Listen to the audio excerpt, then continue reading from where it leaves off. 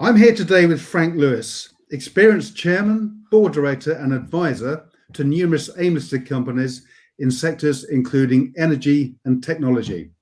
Welcome today, Frank. Thank you very much. Thank you for having me. A pleasure. It's a pleasure. So you've many years of experience across many different businesses and sectors. Can you tell us a bit about your journey? Okay. I'm originally from South Africa, where I qualified as a chartered accountant there, although I'm also a chartered accountant here.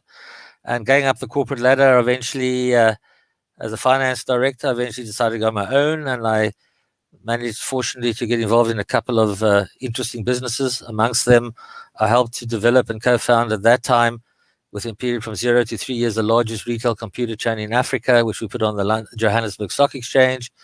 I also had interest in a domestic lighting business, a jewelry group, and a ladies' fashion business.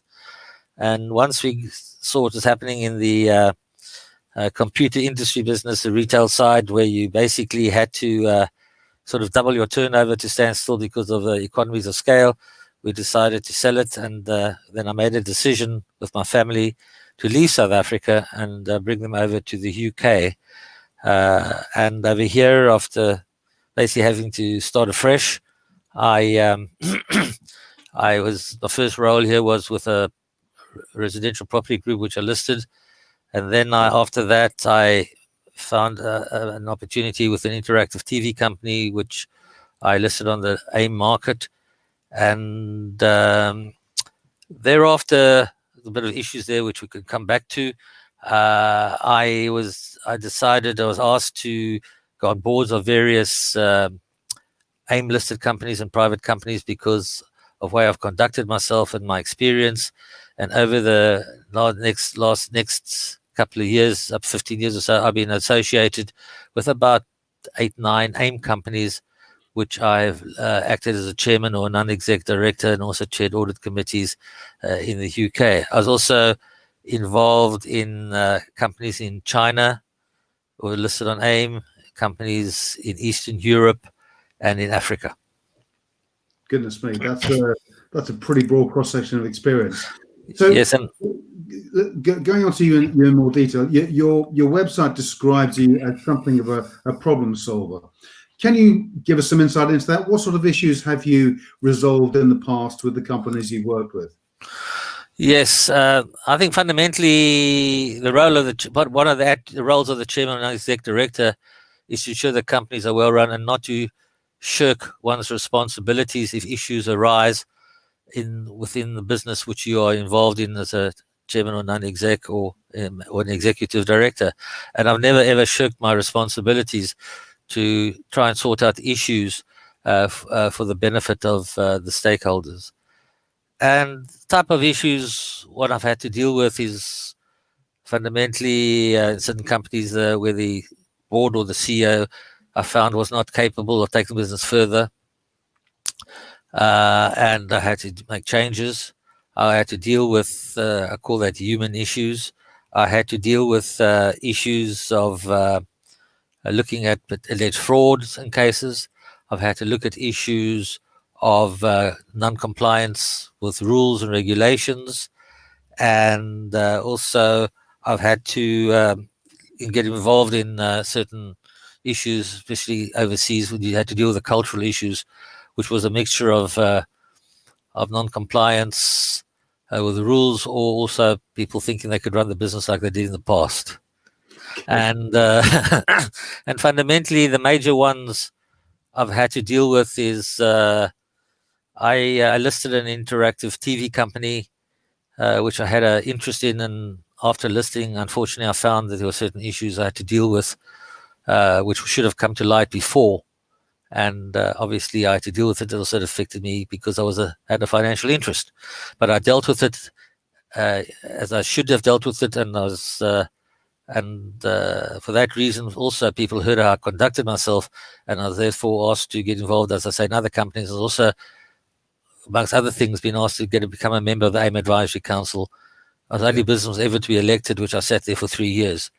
Another major issue which of major interest is that when I was a chairman of a company in China, It was a mobile phone assembly company. I got a call one day from one of my non-execs. They said, we've got a major problem. The problem was that the CEO had run away, and there was 500 people in the factory, and there was riots, and I had one or two very good non-executive directors there, and we managed to close it down. The police came, etc. And fortunately, in a way, nobody's ever had to deal with this, I believe, from living based in London. But the company had the holding company was in London, was UK based, which is fortunate in a way. And once it was closed down and things settled down, I took a view that because we also settled the liabilities, that there was no liabilities in the company. We also obviously had to have the company delisted, suspended, and that eventually delisted.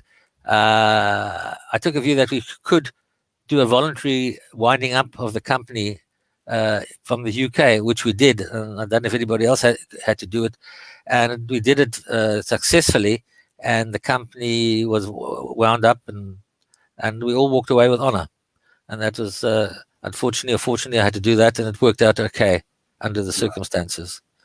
Okay, so yeah, that's a pretty impressive list of achievements there, Frank. Yeah. So bring it forward to date now. Which companies are you working with at present?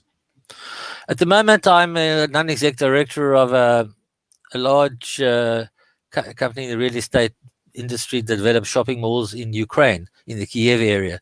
It's got over 250 million worth of gross assets, and excellent management team, I must say. And we had excellent results up to the end of December. However, as everybody else in the real estate industry at the moment was going on with the virus and the issues and closing down shops, we all having the same, a lot of issues are the same. Yeah. However, we will come through it as we have a very good management and we have the resources, and we'll come through the aftermath at the end of the day.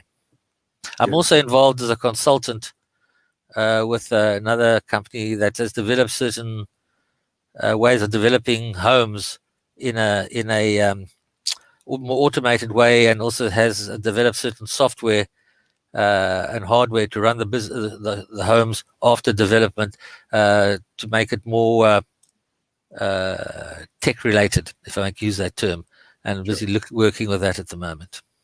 Excellent. I'm also looking at one or two other companies just waiting for this virus to go to this lockdown and set to go away and see what's going to happen. Okay, Frank. So on the subject of the COVID virus, of course, we're now starting hopefully to emerge from the other side of this global event. So you've given us some insight into how it's affected the way you're working. What advice would you give to companies and directors trying to navigate their way through the situation at the moment? Very interesting question, and obviously it affects every board of directors and directors personally. And in my opinion, to survive the crisis, boards of directors need to exercise collaborative and proactive leadership in today's market, which includes the non-exec directors, and also what I call to harness positive tension to ensure that the companies don't become what's the word I'm thinking of? That the companies do not become dysfunctional in this particular crisis, which is very important. And the first thing that one has to look at as a board is to ensure there's continuity. And taking that into account, boards need to look at the employees, at the assets and resources to ensure that there can be continuity going forward in the business, and that's very important. And boards then also, as I say, have to come together to review the issues very carefully in these times. The issue also, boards need to look forward and understand and take a view as to how long they think this can take, this lockdown and the issues will take place, and also to understand how to deal with the aftermath of this particular crisis going forward. And in these times, most, in my opinion, and I did also suggest always that boards need to run the business for cash, as opposed to try to run the business for profit. So to try to maximize the cash resources, because as they say, cash is king, and that's what we try to do. And so what further to that.